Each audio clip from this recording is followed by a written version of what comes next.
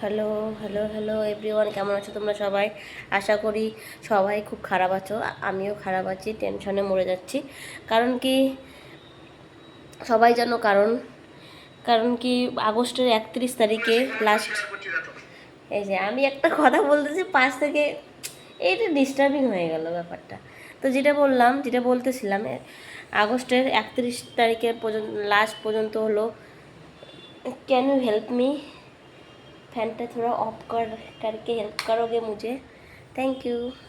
তো আমি যেটা বলতেছিলাম যে 31 আগস্ট পর্যন্ত লাস্ট ছিল। তো আর আড়াই মাস আছে, আজকে মাসের 15 তারিখ। তো যেটা আমার একটা কথা হলো, যেটা আমি করতে পাবো না সেটা আমি মানুষকে প্রতিশ্রুতি দিব না।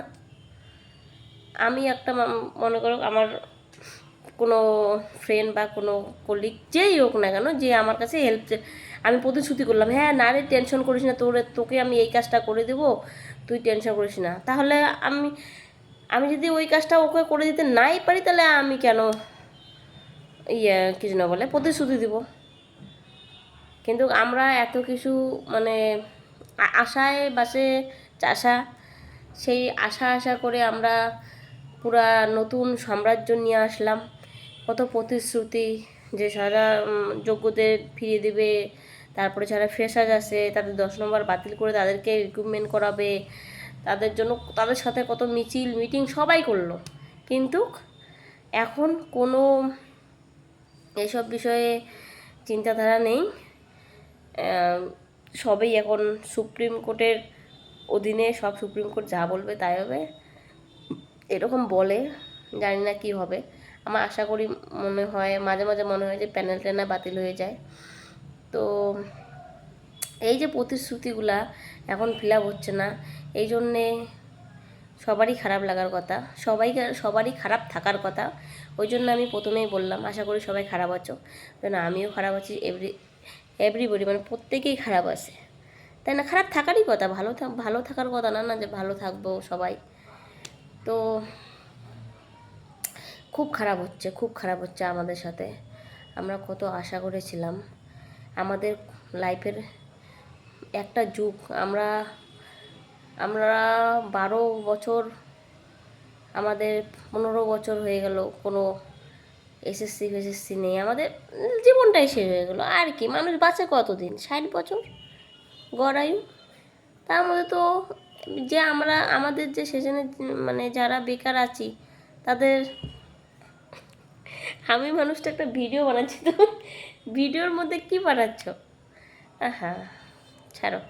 তো আমাদের গড়ও যেটা বলতেছিলাম, আমাদের গড়েও 60 বছর, তার মধ্যে তো আমাদের লাইফের 30-35 বছর চলেই গেল, আর 25-30 বছর কেটে যাবে এইভাবেই আরও 10 বছর কেটে যাবে। আর কয়টা বছর? তো এই ধরনের ফ্রাস্ট্রেশনে আমি শুধু না, সবাই আছে। তো থাকারও কথা। বেকারদের আমি এরকম একটা ভিডিও বানাইছি, বেকারদের কোনো ফ্রাস্ট্রেশনের কোনো দাম নেই, বেকারদের কোনো দামই নেই। এই যেমন একটা ওই যে বর্তমানে তো এসব ভিডিও আমি যখনই ফেসবুকে দেখি না এসব, যে এগুলা সব সুপ্রিম কোর্টের আন্ডারে আছে, আমরা কিছু বলতে পারবো না, তখন আমার মানে ভিতরে ভিতরে রাগ হয়ে যায়। মানে সবার, আমার না শুধু, আমি মনে করি সবারই রাগ ওঠে। কারণ কি, ভোটের আগে তখন তো মনে করো তোমাদের সাথী হয়ে আন্দোলন করছিল, সব হয়েছিল, কিন্তু এখন তার উল্টাটা। তো এগুলা আমার মানে সহ্য হয় না, মোট কথা দেখতে ইচ্ছে হয় না এইসব ভিডিও। তো হাসির কথা না, আমার মোট কথা মানে অসহ্য লাগে দেখলে। তারপরে এখন বর্তমানে যেটা চলছে, শিক্ষকদের টিউশন পড়ানো যাবে না, যারা বেকার তাদেরকে মানে শিক্ষকতা করতে দাও। শিক্ষকতা মিন্স হোম টিউশন বা এমনি টিউশন মাস্টার হতে দাও তাদেরকে। সারা জীবন টিউশন মাস্টারি করেই চলো, আর চাকরি বাকরি হবে না। আর যারা মনে করো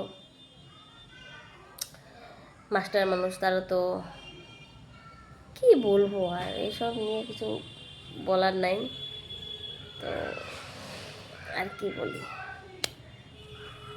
তো আমি যেটা বলতেছি আর কি, যে স্কুলের শিক্ষকেরই টিউশন পড়াক আমার মতে। কারণ বেকাররা কি দরকার আছে এবার টিউশন পড়ে কয় টাকা ইনকাম করার, ওদের কোনো কিছুই করার দরকার নেই। তো এভাবেই, এটাই আর কি বলার। তো একটা মহিলা বলতেছিল কি যেন, মহিলাটার নাম, একটা মহিলা বলতেছিল যে ওদের তো কোনো বেকারদের কোনো যোগ্যতা নাই, তো ওদের যে যোগ্যতা থাকলে তো ওদেরকে আমরা টিউশন পড়াতে দিতাম। তো যারা টিচার হচ্ছে তারা একবারেই টিচার হচ্ছে, পড়াশোনা করে নেই, একদম ডাইরেক্ট গিয়ে টিচার হয়েছে। মানে একটা কথা আছে না, খালি কলসি বাজে বেশি, সেই অবস্থা ওনার। তো একটাই কথা, বেকার থাকো, আর কিছু করার নেই। এসএসসি, ফিসএসসি, টিএসএসসি প্রতি বছর হবে, প্রতি বছর চাকরি দিবে। এর আগের সরকার বলছিল ডাবল চাকরি দিবে, ইনি বলছেন প্রতি বছর চাকরি দিবে। তো 2026-এর আর কয় মাস আছে? যে হলো জুন, আর হলো জুলাই, 6 মাস আছে, 6.5 মাস আছে। তো 6.5 মাসে দেখো কতগুলো চাকরি হয়। ঠিক আছে, দেখো, চিন্তা করো, ভালো থাকো, আমিও ভালো থাকার চেষ্টা করি। Bye bye.